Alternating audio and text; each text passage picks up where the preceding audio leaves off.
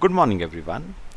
चलो बच्चे मेरे साथ लॉ के अगले सेक्शन पे आओ। Section 74, repayment of deposits etcetera accepted before the commencement of companies act 2013। तो बेटा हम सेक्शन 74 में, ठीक है, हम उन डिपॉजिट्स की बात करेंगे जो कंपनी ने लिए थे, एक्सेप्ट करे थे कंपनीज एक्ट 2013 शुरू होने से पहले। और आपको अच्छी तरह पता है बेटा, कंपनीज एक्ट 2013 30 अगस्त 2013 को कमेंस हुआ था बेटा। कंपनीज एक्ट 2013 30 अगस्त 2013 को कमेंस हुआ था। तो हम इस सेक्शन में उन डिपॉजिट्स की चर्चा करेंगे बेटा जो कंपनी ने लिए थे 30 अगस्त 2013 से पहले। अब देखो क्या कह रहा है बेटा ये सेक्शन, ध्यान से सुनना, सिंपल सा सेक्शन है। Filing of statement and repayment of deposit. देखना, उसने कहा है if a company had accepted any deposit before the commencement of Companies Act 2013 and such deposit or interest thereon remains unpaid as on such commencement, then company shall। तो बेटा हम सुनो वो क्या कह रहा है, वो कह रहा है अगर कंपनी ने देखना बेटा, पहले बताओ ये कंपनीज एक्ट कब कमेंस हुआ था? 30 अगस्त 2013 को। तो उसने कहा अगर कंपनी ने कोई डिपॉजिट्स एक्सेप्ट करे थे 30 अगस्त 2013 से पहले, कब लिए थे डिपॉजिट्स? 30 अगस्त 2013 से पहले, और ये डिपॉजिट्स कमेंसमेंट वाली डेट को अभी अनपेड हैं, मतलब आउटस्टैंडिंग है ये डिपॉजिट्स। कमेंसमेंट वाली डेट को क्या है? आउटस्टैंडिंग। तो याद रखना बेटा, एक बात सुनो, जो डिपॉजिट्स आपने एक्सेप्ट भी पहले करे थे, रीपे भी पहले हो चुके हैं, तो उनकी बात करने की तो जरूरत नहीं है ना। आपको डिस्कशन उन डिपॉजिट्स के बारे में करना है सेक्शन 74 में जो कंपनी ने लिए थे 30 अगस्त 2013 से पहले, और ये डिपॉजिट्स 30 अगस्त 13 वाले दिन क्या हैं? अनपेड हैं, यानी आउटस्टैंडिंग है। तो बेटा उन्होंने पता है क्या कहा है, उस केस में ना कंपनी को फाइल करनी पड़ेगी एक स्टेटमेंट फॉर्म डीपीटी 4 में विद द रजिस्ट्रार। आपको एक स्टेटमेंट फाइल करनी पड़ेगी फॉर्म डीपीटी 4 में, किसके पास? रजिस्ट्रार के पास। The statement shall be filed within 3 months of such commencement. तो कंपनीज एक्ट कमेंस होने के 3 महीनों के अंदर आपको यह स्टेटमेंट फाइल करनी पड़ेगी। तो 30 अगस्त में अगर मैं 3 महीने ऐड कर दूं तो 30 नवंबर 2013 आता है। तो 30 नवंबर 2013 तक आपको एक स्टेटमेंट फाइल करनी पड़ेगी फॉर्म डीपीटी 4 में, ठीक है। फिर the statement shall contain the particulars of deposits accepted by the company, deposits and interest remaining unpaid and arrangement made for repayment of deposit। बेटा 3 बातें आपको मेंशन करनी पड़ेगी। कौन कौन सी 3 बातें आपको डीपीटी 4 में मेंशन करनी पड़ेगी बेटा? सुनो, पहली बात आपने कंपनीज एक्ट 2013 कमेंस होने से पहले कितने के डिपॉजिट्स एक्सेप्ट करे, ठीक है। इसमें से कितने डिपॉजिट्स अनपेड या आउटस्टैंडिंग हैं अभी भी, और इनको रीपे करने की क्या व्यवस्था आपने करी है, इन डिपॉजिट्स को रीपे करने की क्या अरेंजमेंट्स आपने करी हैं। ये 3 बातें आपको स्पेसिफाई करनी पड़ेगी फॉर्म डीपीटी 4 में। ठीक है।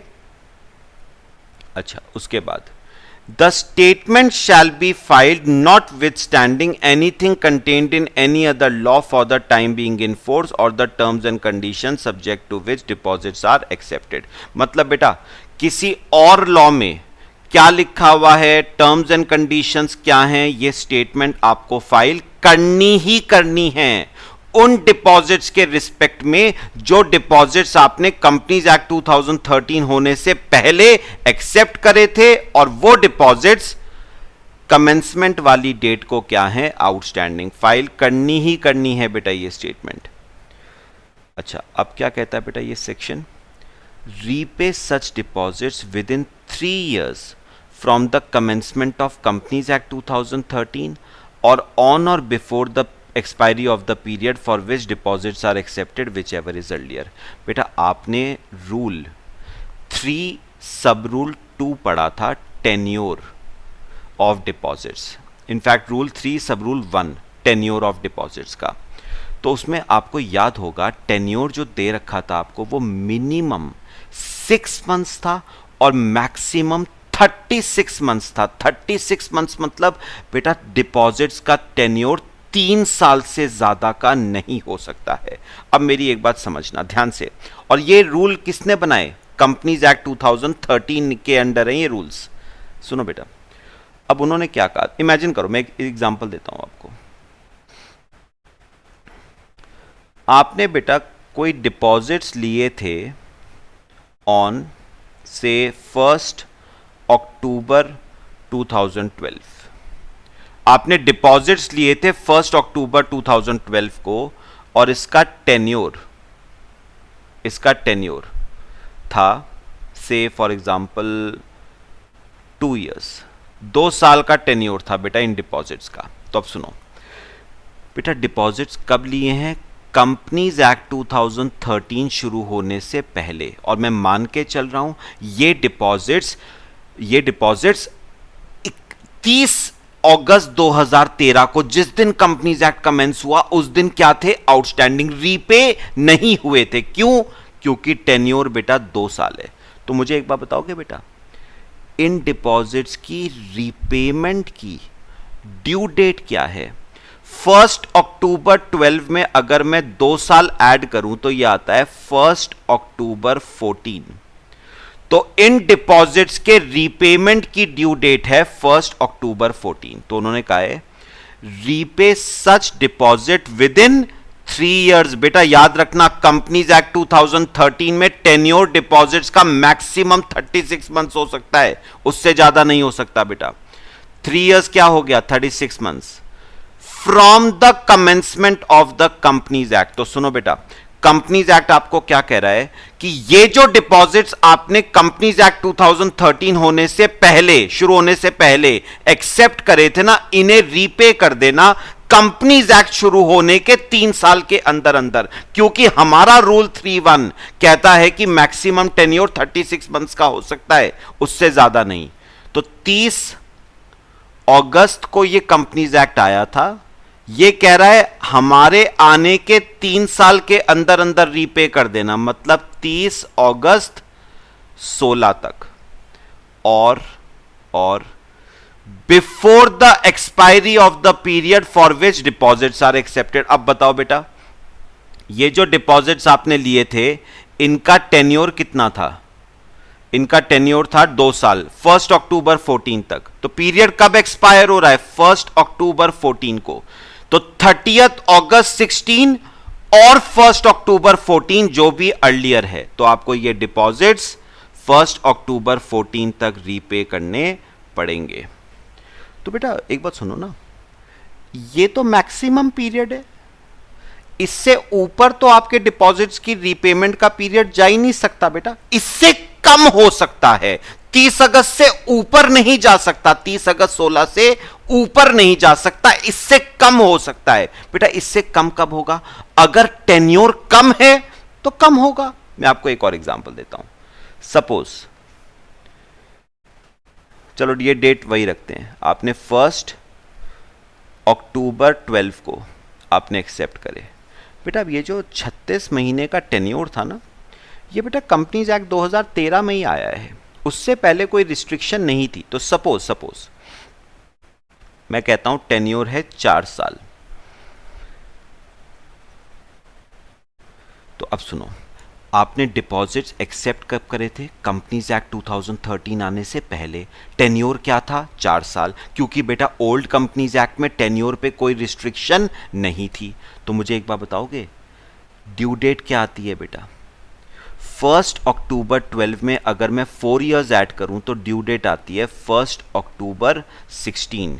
तो बताओ जरा बेटा, डिपॉजिट्स की रीपेमेंट कब तक करनी पड़ेगी? 30 अगस्त 16 जो कि मैक्सिमम पीरियड है, और 1 अक्टूबर 16 विच एवर इज अर्लियर। तो आपको 30 अगस्त 16 तक रीपेमेंट करनी पड़ेगी बेटा। 36 महीने से ऊपर का टेन्योर नहीं हो सकता है अंडर न्यू कंपनीज एक्ट 2013। तो बेटा न्यू कंपनीज एक्ट एक बात साफ साफ कहता है, क्या? हमारे आने के मैक्सिमम 3 साल के अंदर अंदर तो आपको अपने डिपॉजिट्स को रीपे करना पड़ेगा ही पड़ेगा। मतलब जो डिपॉजिट्स आपने कंपनीज एक्ट 2013 आने से पहले एक्सेप्ट करे थे ना, हमारे आने के मैक्सिमम 3 साल के अंदर अंदर आपको वो डिपॉजिट्स रीपे करने पड़ेंगे। तो आपका रीपेमेंट की जो ड्यू डेट है ना, वो 30 अगस्त 16 से ऊपर नहीं जा सकती, पहले हो सकती है। पहले कब होगी? अगर टेन्योर कम है तो पहले हो जाएगी। समझ आया बेटा सबको? फिर conditions for renewal of deposits. A company shall not renew any deposits which were accepted before the commencement of Companies Act 2013 unless such renewal is in accordance with provisions of Chapter 5 and rules made thereunder। बेटा एक बात याद रखना, जो भी deposits आपने companies act 2013 आने से पहले एक्सेप्ट करे थे ना, उनको कंपनीज एक्ट 2013 आने के बाद आप रिन्यू नहीं कर सकते अनटिल और अनलेस वो रिन्यूअल चैप्टर 5 के प्रोविजंस के हिसाब से होना चाहिए, जो रूल्स सेंट्रल गवर्नमेंट ने फ्रेम करे हैं उसके हिसाब से होना चाहिए। बेटा चैप्टर 5 कौन सा जो हम पढ़ रहे हैं बेटा? Acceptance of deposits. ये चैप्टर 5 ही तो है। और रूल्स तो हमने पढ़े ही थे बेटा। अभी रूल 3 पढ़ा था, रूल 4 पढ़ा था, रूल 6 पढ़ा था, रूल 7, रूल 8, है ना? ये सब हमने रूल्स पढ़े थे। 7 के बाद 10 पढ़ा था, 11, 12। ठीक है, तो याद रखना, जो भी डिपॉजिट्स आपने कंपनीज एक्ट 2013 आने से पहले एक्सेप्ट करे थे, उन्हें आप कंपनीज एक्ट 2013 आने के बाद रिन्यू नहीं कर सकते जब तक कि वो रिन्यूअल चैप्टर 5 के प्रोविजंस और रूल्स के हिसाब से नहीं होगा। ठीक है, अच्छा, फिर अगला आता है हमारा extension of time for repayment. A company may make an application to the tribunal seeking extension of time for repayment of any deposit accepted before commencement of companies act 2013। बेटा एक बार बताओ, वैसे रीपेमेंट का जो मैक्सिमम टाइम पीरियड है वो कितना है बेटा? 30 अगस्त से ऊपर तो जा ही नहीं सकता। और इस वाले केस में बेटा, इस वाले एग्जांपल में कब तक रीपेमेंट होनी ही होनी है? 1 अक्टूबर 14 तक तो होनी ही होनी है बेटा। 30 अगस्त से ऊपर नहीं जा सकता, बट कम तो हो सकता है। तो हमारे वाले केस में 1 अक्टूबर 14 तक रीपेमेंट करनी है। अब सुनो, कंपनी बेटा थोड़ी सी मोहलत और चाहती है, कंपनी थोड़ा सा टाइम और चाहती है रीपेमेंट करने के लिए। वो चाहती है कि उसका जो रीपेमेंट का टाइम पीरियड है ना 1 अक्टूबर 14, उसे बढ़ाया जाए। तो बेटा ऐसे केस में कंपनी ट्रिब्यूनल के पास एक एप्लीकेशन फाइल कर सकती है, ठीक है, for extension of time. The tribunal may allow such further time as it may deem fit. Before passing any order, tribunal shall consider financial position of the company, amount of deposits and interest payable thereon। तो बेटा एक बात सुनो, tribunal आपकी application को पढ़ेगी, ठीक है, और आपको फर्दर टाइम ग्रांट कर देगी अगर ट्रिब्यूनल को लगता है कि आप जेन्युइन हो, आपकी प्रॉब्लम जेन्युइन है। बट कोई भी एक्सटेंशन देने से पहले कंपनी ट्रिब्यूनल कुछ बातों को ध्यान में रखेगी।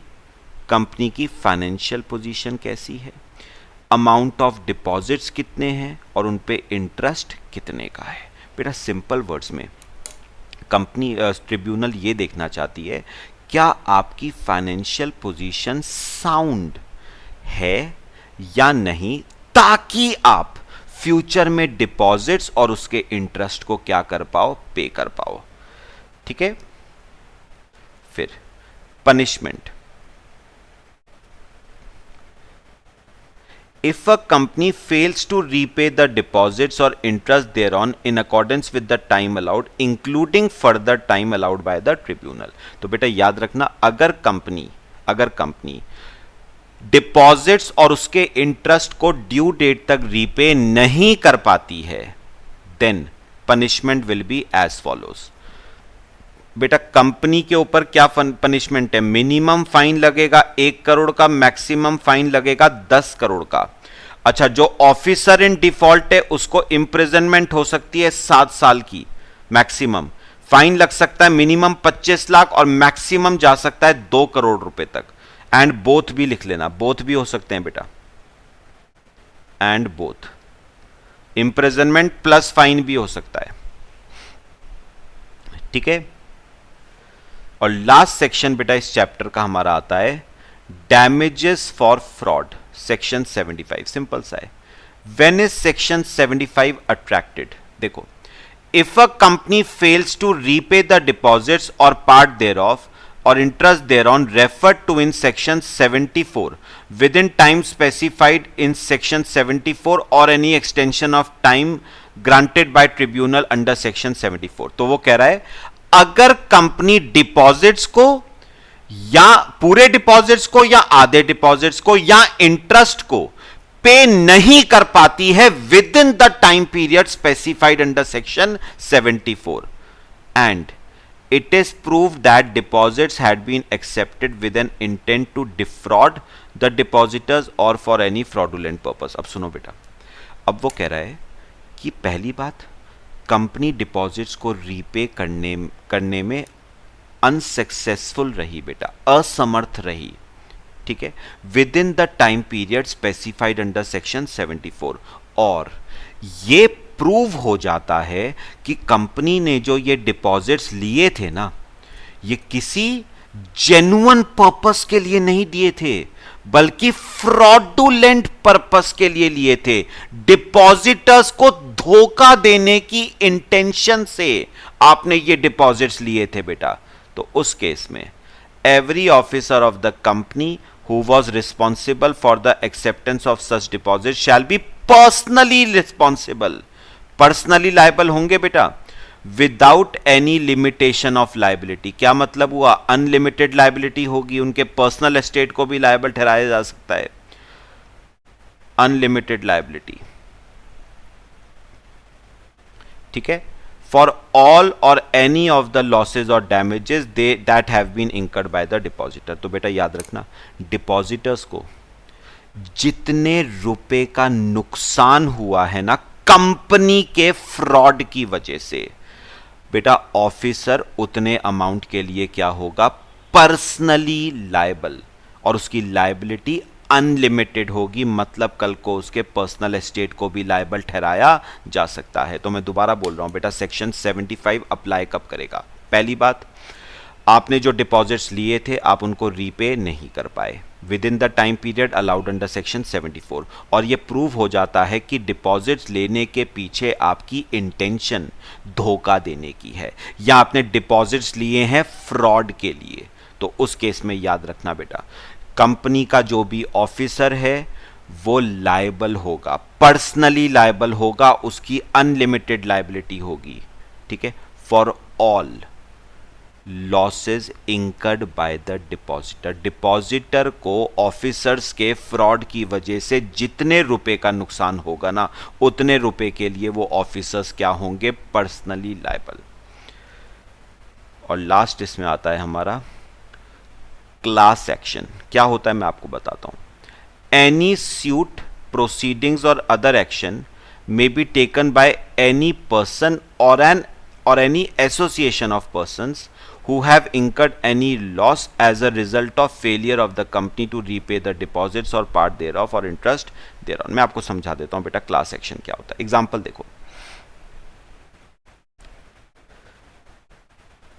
What is class action. देखो बेटा, सपोज बच्चे ये कंपनी है, ठीक है, और कंपनी ने से 3 लोगों से डिपॉजिट्स लिए थे, 3 लोगों से डिपॉजिट्स लिए थे।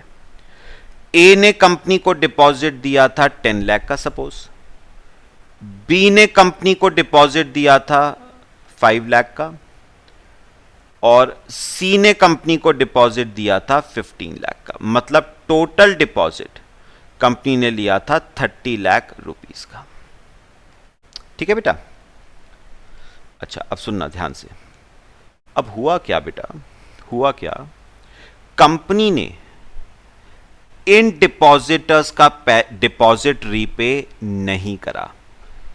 Deposits and interest not repaid. Due date वाले दिन कंपनी ने इन डिपॉजिटर्स का पैसा उन्हें लौटाया नहीं लौटाया बेटा पैसा। ठीक है, और ये प्रूव हो गया बेटा, ये पहला पॉइंट था, ये प्रूव हो गया कि कंपनी ने ये पैसा लिया था with an intention to defraud the depositors. मतलब धोखा देने की इंटेंशन से कंपनी ने ये पैसा लिया था। ये प्रूव हो गया बेटा। क्लियर हुआ सबको? पक्का? अब सुनना बेटा, अब उन्होंने क्या कहा कि अगर ये लोग चाहें तो कंपनी के खिलाफ मुकदमा दायर कर सकते हैं, लीगल एक्शन ले सकते हैं। तो ये लोग अगर चाहें तो कंपनी के खिलाफ क्या ले सकते हैं, लीगल एक्शन ले सकते हैं, केस फाइल कर सकते हैं, मुकदमा दर्ज कर सकते हैं। ठीक है। अब बेटा लीगल एक्शन ना बच्चे 2 तरीकों से लिया जा सकता है। एक होता है लीगल एक्शन लेना इंडिविजुअली, ठीक है, और एक होता है लीगल एक्शन लेना कलेक्टिवली। क्या डिफरेंस है सर? मैं आपको बताता हूं बेटा। बेटा लीगल एक्शन इंडिविजुअली लेने का क्या मतलब हुआ, ए ने कंपनी के ऊपर केस फाइल करा, ठीक है, बी ने अलग से, ध्यान से सुनना, बी ने अलग से कंपनी के ऊपर केस फाइल करा, ठीक है, और सी ने अलग से इंडिविजुअली सेपरेटली कंपनी के ऊपर केस फाइल करा। तो कितने केस फाइल हुए बेटा कंपनी के ऊपर? 3। तीनों ने इंडिविजुअली केस फाइल कराए, ए ने, बी ने, सी ने। लेकिन बेटा इसमें ना एक ड्रॉबैक है, एक डिसएडवांटेज है। क्या? कि बेटा इसमें ना खर्चा तीनों को इंडिविजुअली बेयर करना पड़ेगा। तीनों को इंडिविजुअली लीगल एक्सपेंसेस बेयर करने पड़ेंगे। तो बेटा एक बात बताओ, ए केस फाइल करेगा तो लीगल एक्सपेंसेस कौन बेयर करेगा? ए बेयर करेगा। अच्छा बी ने फाइल करा तो लीगल एक्सपेंसेस कौन बेयर करेगा? बी। और सी ने फाइल करा तो लीगल एक्सपेंसेस कौन बेयर करेगा? सी। तो तीनों को लीगल एक्सपेंसेस इंडिविजुअली बेयर करने पड़ते हैं। ठीक है बेटा, एक तरीका है। तरीका क्या बेटा, इसमें ना खर्चा ज्यादा हो रहा है क्योंकि तीनों खर्चे इंडिविजुअली इंकर कर रहे हैं। तो बेटर ऑफ क्या है? बेटर ऑफ ये है ना कि ए, बी और सी इंडिविजुअली केस फाइल करने के बजाय कलेक्टिवली कंपनी के ऊपर एक ही मुकदमा दायर करें, रैदर देन कि तीनों इंडिविजुअली मुकदमा फाइल करें। बेटर क्या है? तीनों कलेक्टिवली मिलके एक ही मुकदमा फाइल करें कंपनी के ऊपर। तो बेटा ए ने मुकदमा कितने का फाइल करा? 10 लाख रुपए प्लस इंटरेस्ट का। बी ने फाइल करा 5 लाख रुपए प्लस इंटरेस्ट का। सी ने फाइल करा 15 लाख रुपए प्लस इंटरेस्ट का। बेटर क्या है? बेटर क्या है? तीनों मिलके कंपनी के ऊपर एक मुकदमा फाइल करें 30 लाख रुपए प्लस इंटरेस्ट का।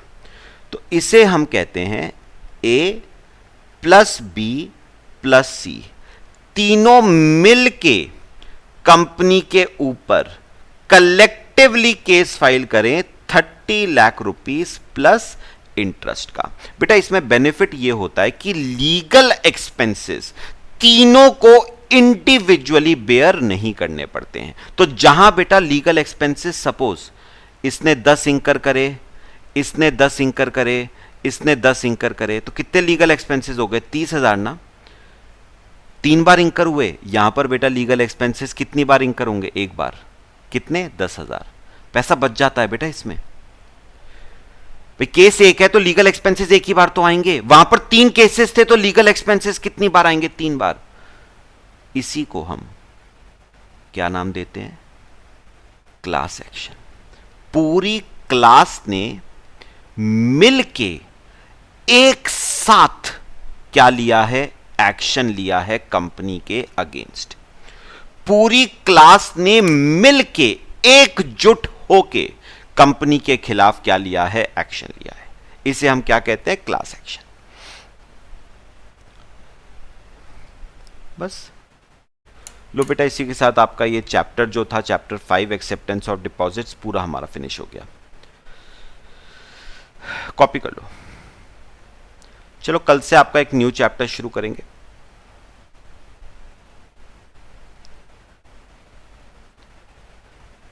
चलो बाकी नेक्स्ट क्लास में डिस्कस करते हैं। Till then thank you.